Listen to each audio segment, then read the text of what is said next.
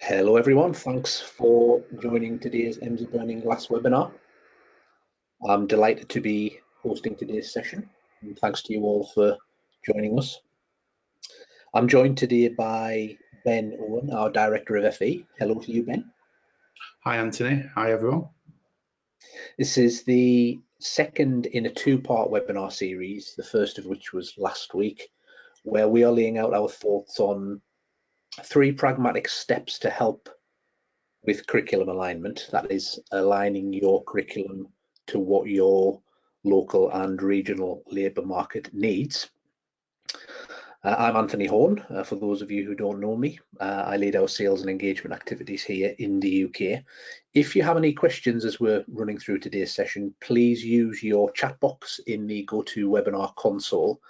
We might not get a chance to cover any on today's session, but we'll reach out to you directly afterwards with any questions that you might have, and also we'll send you out a recording of the session today so that you can share that with any colleagues who may find it useful.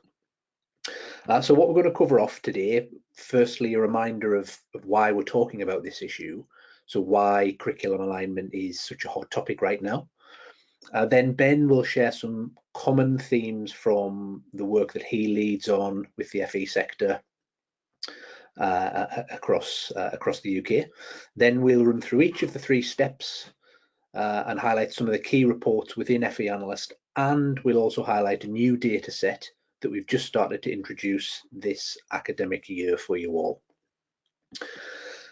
So firstly, a reminder that for us here at Burning Glass, curriculum alignment is very important to us and is frankly fundamental to our central mission of improving local labour markets. So it's a very apt topic to discuss.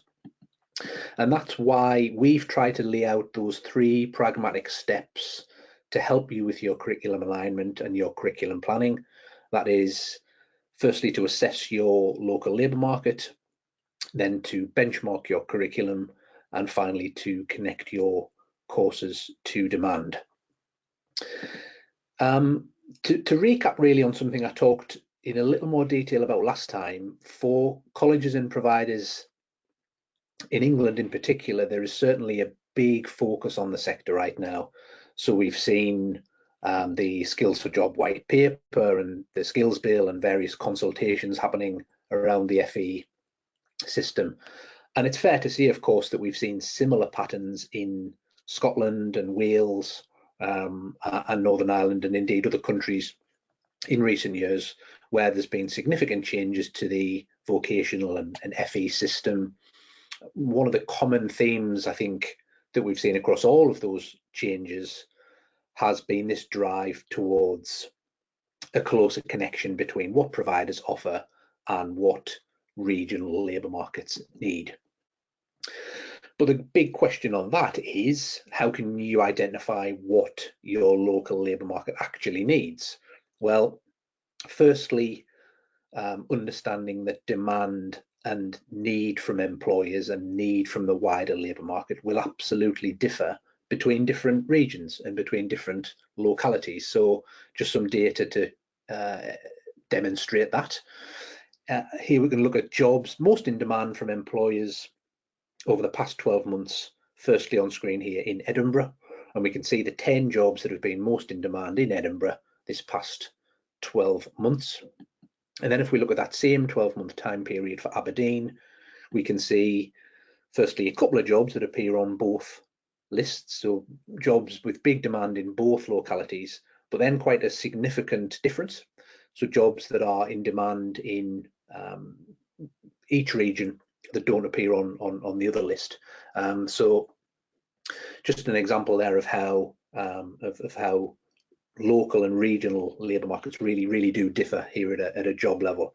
Now that's looking at an example in the short term, so how things have been changing over this past 12 months, which we all know has been a fairly volatile period, but we'll also see a similar picture if we look to the future. So what jobs will have the most job openings annually over the next 5 years?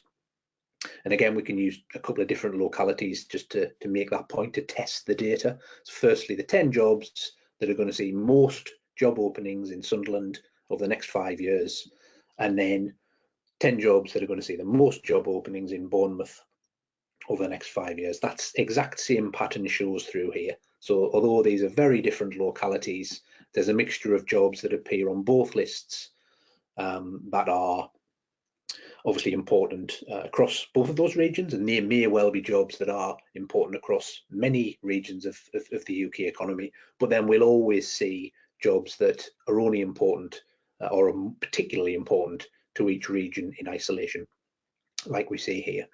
And so when it comes to curriculum alignment and planning, that is why we advise taking a view of both macro national headlines, of course, but perhaps to spend most effort on understanding local dynamics and what the local data is showing us about labour markets in your area. Before we highlight the sections of FE Analyst and some other data that we have that's going to operationally help you to do that, I'm going to ask Ben just to spend a couple of minutes sharing the key use cases that we see across our FE client base right across the UK, and also Ben to share how curriculum planning typically works in our experience, and then with labour market alignment in mind, how that process perhaps can be improved. So Ben, over to you for this section. Thanks, Anthony. If we could have the next slide, please. So what we do, obviously, from a support perspective as a company, is obviously we help colleges start to scope out where our data can be useful, where our software can be really useful in that planning perspective. And I'm not going to read everything that's on the slide, but these are key drivers in normal times, and I say in normal times, sort of pre-COVID and pre-LSIP world. But obviously, if you look at sort of the drivers around Ofsted, for example, in England, a big driver around that is the quality of education, your intent, your impact, and also the knowledge, skills, and behaviours piece. The other part of that around that long-term strategy is obviously what colleges will be asked to do in the next sort of 12 months. I would imagine in this time next year, most colleges, or if not every college in England, will be asked to produce a skills plan that will obviously be signed off by the board around how those colleges fit into that local skills plan, the local skills gaps, for example. There's also the annual planning exercise, so making sure that throughout that year, that the plan that colleges are putting together is aligned with local needs. But obviously, as Anthony's just alluded to, there's regional and national needs that need to be met, and obviously lots of providers will cover more than one patch, and it's important to be able to differentiate the difference between what's happening on a national level and what's happening on a local and regional level. And then the final bit for me before we move to the next slide, which I think is really, really relevant, particularly for colleges that are part of the SDF piece that's happening at the minute, and again moving forward potentially in the future around that short-term responsive planning, that monthly sort of scour into what's happening in the local job market, what are the local skills demands, etc. from employers. So they need to be able to sort of look very quickly as to how that skills demand is going to change. And obviously a lot of the provision, particularly around SDF, will be short, sharp, skills-based curriculum, which is again what we can help colleges articulate.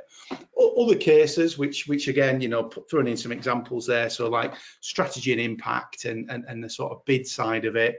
We've got colleges like Barnsley, for example, that have recently commissioned an economic impact survey and have just launched that and done an event with their local LEP, and again, they're in a devolved area, so colleges that are in devolved areas will obviously be using our data as well, and can use our data in terms of justifying potential increases in AEB allocation.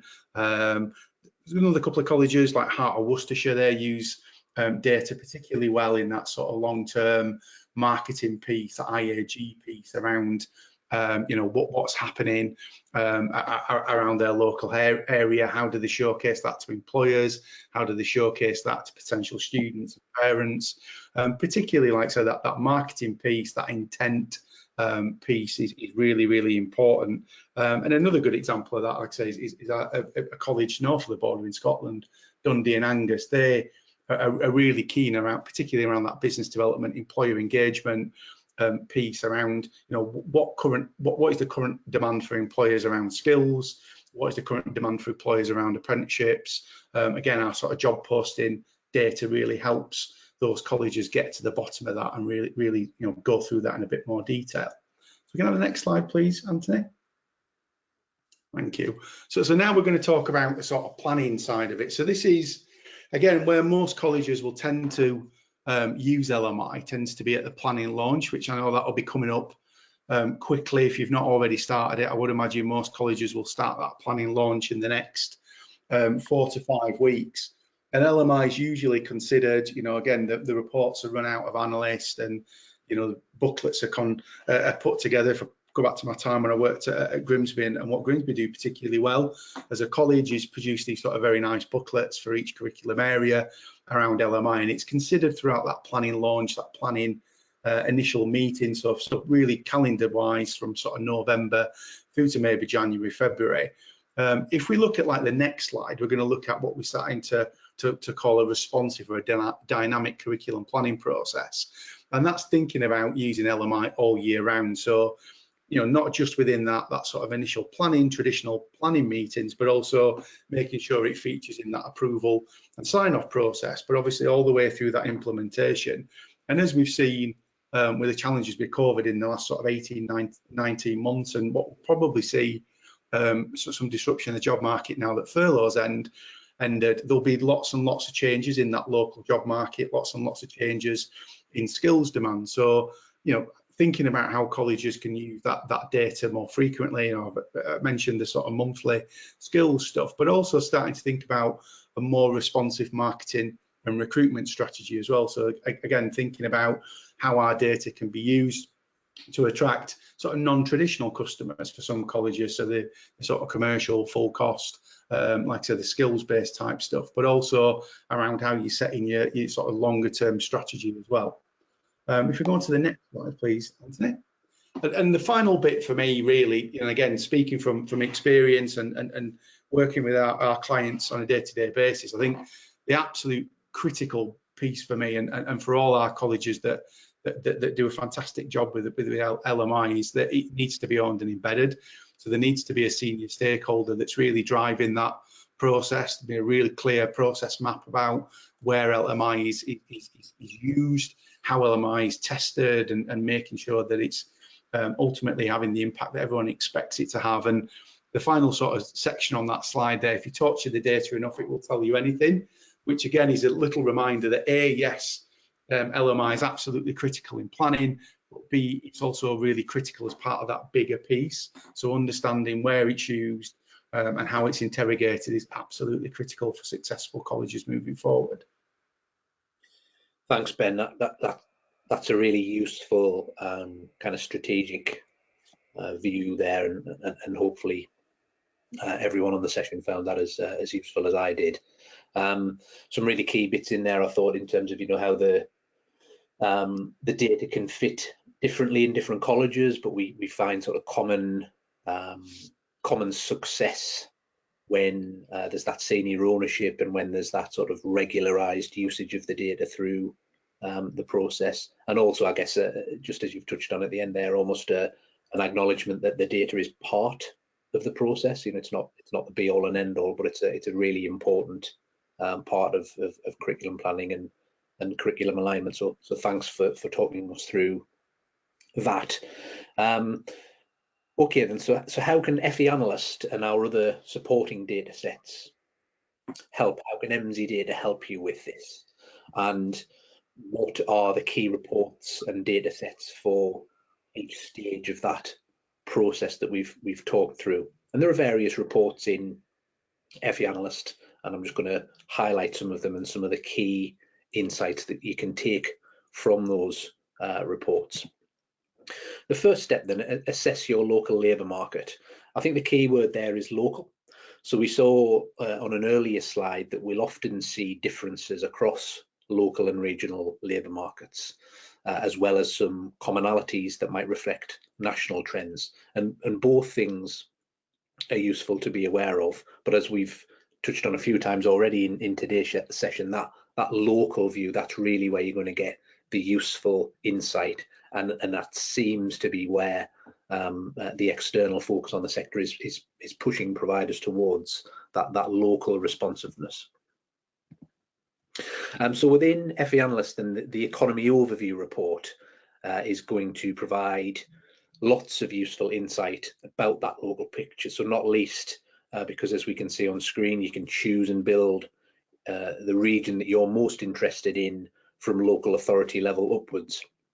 And then that report is going to show you data on things like how many people live and work in the region that you've chosen, how jobs have trended in recent years, and how that's likely to change in the years ahead. The economy overview report, it's also going to show you which industry sectors are important in the region that you choose. So which industry sectors employ most people locally, which have grown most in recent years. And then that same report's going to show you headline information on which skills are most important across all jobs in the region that you've chosen, and how that's kind of trended in recent months.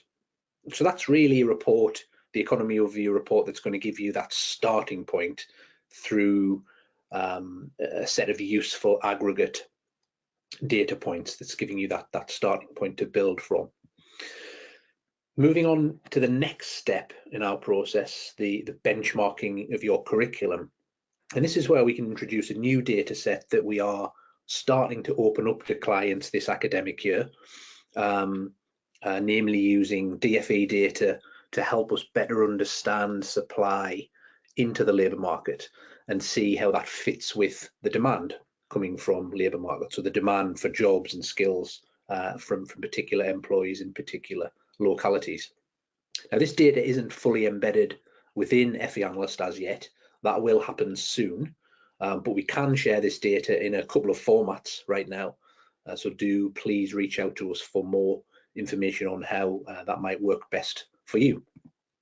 So the kinds of insight that we can then bring to help you benchmark your curriculum. Well, firstly, if we consider a subject name or a college department, however you might refer to it, in this case, health and social care, we can see a staffing pattern. So that is which specific industry sectors and which types of jobs are supporting employment in health and social care in your local labour market, and which jobs are making up that demand, how demand for those jobs has been changing, and which employers are driving that demand locally. We can also dig more deeply into that demand side data. So for each job related to a particular area, again, sticking with the health and social care example, how many jobs are there locally? How many annual job openings are there? How each job relevant to that area is predicted to change in the coming years, how exposed each job is to automation, and also the average education level of the existing workforce. All of that specific to your local region, and then measured against the national average, which you see represented on screen by the little red dots there.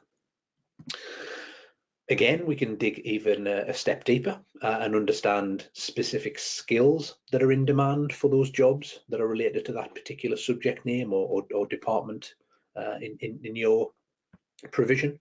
And finally, perhaps most interestingly of all, we can bring in supply data. So supply that you are providing into the local labour market, which we're seeing on screen, and also the ability to consider supply coming from other providers as well in aggregate, whether that be by LEP region or for those outside of England for other geographic groupings, to consider that supply demand and the variance and the mix there. Now, just to acknowledge before I move on to the next section, those data points that I've just referred to largely in those last couple of slides, they are using Department for Education data to drive that supply side analysis. So that's England only data, but we can help our friends who aren't in England using slightly different data and slightly different approaches. So do please give us a shout if that is relevant to you. Our final step then, and that is connecting courses to demand, connecting your courses to demand. we'll jump back here to how FE Analyst can help with that. Now, outside of job demand, which we've seen a few examples of in previous slides, we think an increasingly important element of this is an understanding of skills demands for your local region. So what skill demands are changing in your local area, and how can that relate to the provision that you have right now and provision that you're considering in the future? So firstly, there's the course design report in FE Analyst, and that's going to help here. So again, for a particular course area or a particular department, in this example, I've chosen construction. This report's going to automatically select a range of related occupations specific to that area that you've chosen, so construction related occupations, and you can choose to edit that list of occupations.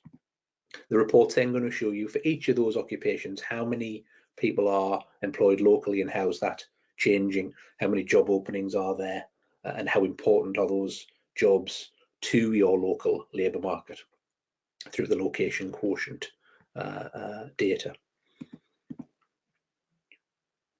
That report's also going to show us the hard and soft skills that are most in demand from employers in your local region. So again, for those jobs that are associated with that particular course area, and which parts of your region, which bits of the region that you've selected are seeing demand for those jobs. And is your activity, your student recruitment, your business development, your employer engagement, is that aligned with where demand actually is? And that leads us nicely into the job and skill demand report, which is also in FE Analyst. Again, in this example that I'll use, you might want to choose something like high skilled jobs in your region, which high skilled technical skills, again, is one of those topics that's certainly coming through loud and clear in some of these governmental documents and consultations that we've seen. So you might want to look at that, or you might want to choose a specific job area or a specific curriculum area like construction, as we saw in the previous example, or you may want to look at a single job in isolation. But whatever you opt for, the job and skill demand report, that's going to show you the volume of jobs in demand from employers in your region, how long those jobs are typically taking to fill, and how hard employers are having to work to fill those vacancies. That same report's going to show you the trend of employee demand for those jobs, either going back in time considerably to see how that trend has changed, or over the past year, or even at a shorter time frame over the past 30 days. That same report's going to show you the specific job titles advertised for locally. So do those job titles reflect, again, your course offering and how you are connecting your students into job opportunities in the future? Are there job titles that are in demand locally that are a surprise to you and that may warrant further investigation? And again, as we think is really important, the specific skills that employers are asking for when recruiting for the jobs that you've chosen, both from a hard technical skill perspective and also from a common cross-cutting soft skill perspective as well. So they are the three steps that we advise that you take: assess your local labour market, benchmark your curriculum, and connect your courses to demand. FE Analyst can help you with that, as well as some supplementary data sets that Emsi have access to and can share with you in a number of different forms. So what next then? And what are the next steps to take? Well, we're all aware, as we've touched on today, how much colleges and providers in the FE sector are in the spotlight right now, which is a good thing, we think, although challenging. Meeting local needs, so local job and skill needs being a significant part of that, is a big area of that scrutiny and a big area of that focus on the FE sector. But as we've seen, local and regional labour markets can differ and can differ quite a lot. So that's why we want to help we want to help you to align your curriculum through your curriculum planning to what your local labour market does actually need. And that's really why we're here. And just on that, I'm going to offer the final word in today's session to Ben. So Ben, share your closing thoughts and any particular advice to those colleges and providers who are listening. Yeah, thanks, Anthony. And I think one of the key things for me is again, you know, working with clients, and having worked in the sector myself, is to jump straight in. So ultimately, you know, once you've got analyst, or if you're an existing customer, is you get into the tool, practice in the tool, use the tool. Obviously, you know, we've got, as Anthony says, we've got the DFE data coming soon, so you know, you'll be able to look at your DFE data and share that data around with colleagues. I think the key thing for me, you know, going back to that, who's that senior stakeholder, what is your plan? The more that you use the tool, the more that you familiarise yourself. There's always new reports, always new grouping data, etc., that's going in there, making sure that you really understand who needs to see that in your organisation. The most important one for me is who owns that LMI element. You know, who owns the LMI element within the college? Who's your internal champion? Who's going to use the report on a day-to-day basis? So who's going to be the actual users of the system versus who's going to receive some of that data? So we see in lots of colleges that, you know, where they're on that stage in their LMI journey, is that there's one tool owner that then creates lots and lots of reports for use in planning. So again, really sort of clarifying who is that, and like Anthony alluded to, in my experience, and again in the examples that we see with colleges that are really, you know, maximising their use of LMI, there is a senior stakeholder, you know, part of that exec team or that senior team, depending on the college structure, is that internal champion. They are driving that. It is part of that planning process. And finally, you know, following on from that, is building LMI into that process. Now, this is not just the planning side of it, but also it's marketing, recruitment, your IAG and tutorial strategy. You know, where does LMI fit into all that process? I think, you know, the opportunities for the sector are really exciting. You know, we know that Ofsted are looking more at LMI. We know that obviously the government are very clear around the skills paper. So this is a real opportunity, I think, for colleges to sort of make sure that LMI fits into not just the traditional sort of planning cycle of a college, but into that marketing piece, into that school engagement piece, into that internal recruitment piece around progressions. You know, that always difficult 2 to 3 conversation that you have around the volume of level 2 students that could study at level 3.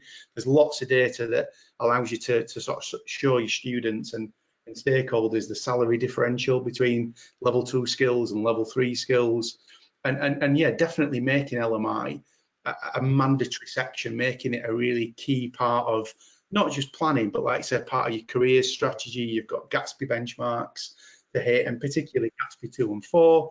They're very much around like alignment to the local job market, introduction to LMI. So I think there for me, that's distilled down. That we see they're the colleges that have really cracked LMI, and I gave a couple of examples earlier on, like Heart of Worcestershire, for example, Barnsley, Western College, you know, Grimsby, Dundee, and a few others. We're really seeing how they've sort of built that into that process and are getting maximum value out of the system. Thanks, Ben. Really, again, really fascinating insight based on that applied experience that I know you have had over a number of years, and then working with a number of different colleges of different sizes across different regions since you've been with us at Emsi Burning Glass. So that's really fascinating. Thank you. So that's it from us today. If there are any questions that have came through on the system, me and Ben will pick those up and we'll reach out to you directly.